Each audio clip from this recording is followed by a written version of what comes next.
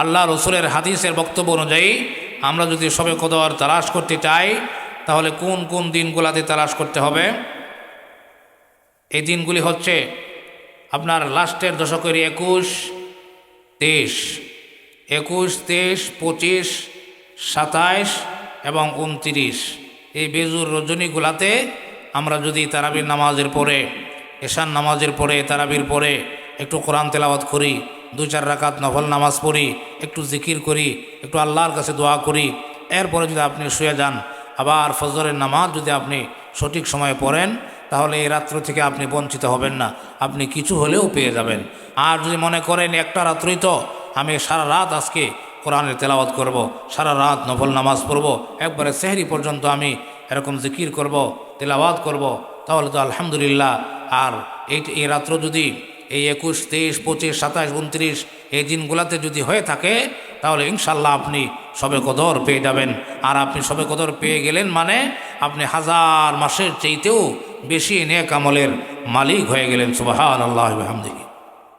এই জন্য 21, 23, 25, 27 এবং 29 এই রাত্রগুলাতে আপনারা আমলগুলি করার জন্য, বিশেষ বিশেষ এরকম নফল আমলগুলি করার জন্য, কোরআনের তেলাওয়াত, জিকির, আজকারগুলি করার জন্য আপনারা চেষ্টা করবেন ইনশাআল্লাহ। আল্লাহ রাব্বুল আলামিন তৌফিক দান করুন। বিশেষ করে আমাদের সামনে আরেকটি মর্যাদাপূর্ণ রাত্র আছে, যে রাত্রটা হচ্ছে আমাদের পিঠা বানানোর রাত্রে বানায় নিছি। পিঠা বানানোর রাত মানে ঈদের আগের দিন, ঈদের আগের রাত্র, এটাকে ঈদের রাত্র বলা হয়। আরেকটা কথা বলে দিই, যেমন ধরেন আজকে যদি 21 রাত্র হয়ে থাকে, তাহলে আপনার আরবি গণনা অনুযায়ী রাত্র আগে চলে আসে, দিন পরে আসে। এই জন্য সম্ভাব্য মুহাদ্দিসিনে কেরাম এবং অলি আল্লাহদের যারা এরকমভাবে গবেষণা করেছেন, ওই সমস্ত গবেষক উলামায়ে কেরামদের বেশিরভাগ মত পাওয়া যায় 27 রমজানের যে রজনী, এই রজনীর কথা। এই জন্যই আমাদের এই দেশের মানুষ অন্যান্য রাত্রের কোনো খবর নাই, সারা রমজান মাসে কোনো খবর নাই, রমজান মাসে নমাজও পড়ে না। দেখবেন এই দিন রাত্রেবেলায় সেই রকম আপনার 27 রাত্রে একটা বুঝতে মারা টুপি মাথায় দিয়ে মসজিদে যায় বসা। এই দিন যে হাঁ করে বসে আছে, সেই একদিনে কি করবে?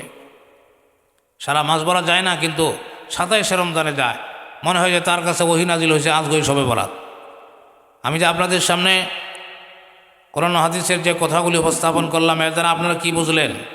যে শবে কদর কি নির্দিষ্ট 27 রমজানে, না রমজানের শেষ দশকের 21, 23, 25, 27, 29 এইগুলাতে হইতে পারে?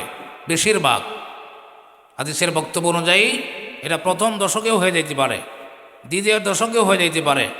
কিন্তু মুহাদ্দিসিনে কেরাম যে অভিমত পেশ করেছেন, গবেষণা করে তারা হাদিসের দৃষ্টিকোণ থেকে রমজানের শেষ দশকের আপনার এই বেজুর রজনীগুলিতে হওয়ার বেশিরভাগ সম্ভাবনা পোষণ করেছেন। এই জন্যে আমরা নির্দিষ্ট একটা তারিখে হুমরি খায় না পড়ে আমরা এই বেজুর রজনীগুলাতে নিজের বাড়িতেই হোক, গড়েই হোক, মসজিদেই হোক, যেখানেই হোক আমরা কিছু সময় ইবাদত করব ইনশাল্লাহ। যদি আমাদের ভাগ্যে এরকম শবে কদর জুটে যায়, আমরা 1000 মাসের চাইতেও বেশি নেক আমলের মালিক হয়ে যেতে পারব। আর একটু সহজ করে বলে দিই, বলতে পারেন হুজুর এটা তো আমাদের জন্য বের করা কঠিন। যদি তাই মনে করেন, তাহলে আপনি এই শেষ দশক তথা আজকে থেকেই আপনি প্রতি রজনীতে অল্প অল্প করে আমল করবেন, অল্প অল্প করে আমল করবেন। অল্প অল্প করে আমল করলে ইনশাল্লাহ কোনো না কোনো দিন তো থাকতেই পারে, কোনো না কোনো দিন তো আপনার যাই না তারপরে আমল করতে হবে এমনটা না, আপনি আমল করে যাওয়া। এই জন্য হাদিস শরীফের মধ্যে আসছে যে এত মর্যাদাপূর্ণ রাতটা আল্লাহ রাব্বুল আলামিন কেন গোপন রাখলেন, কেন প্রকাশ করলেন না, এভাবে অস্পষ্ট কেন রাখলেন? এর জবাবে মুহাদ্দিসিনে কেরাম বলেন, এটা উম্মতে মুহাম্মদের জন্য এটাও একটা কল্যাণ।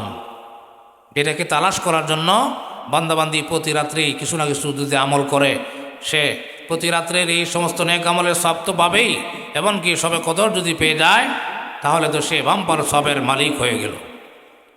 তাহলে এটাকে গোপন রেখে আমাদের জন্য কি অসুবিধা না কল্যাণ?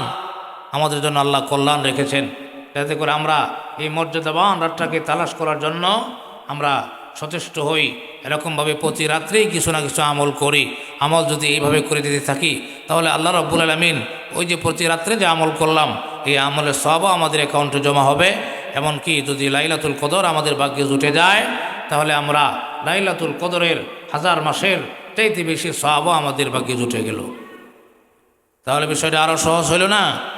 আমরা যদি আজকে থেকেই প্রতি রাত্রেই কিছু কিছু লাইলাতুল কদরের আশায়, লাইলাতুল কদর পাওয়ার আশা নিয়ে যদি আমরা ইমানের সাথে সবের আশায় যদি কিছু কিছু আমল করি তাহলে অবশ্যই ইনশাআল্লাহ আমরা চেষ্টা করলে এই মর্যাদাবান রাত্র পেয়ে যাব ইনশাআল্লাহ। আল্লাহ রাব্বুল আলামিন আমাদের সবাইকে তৌফিক দান করুন।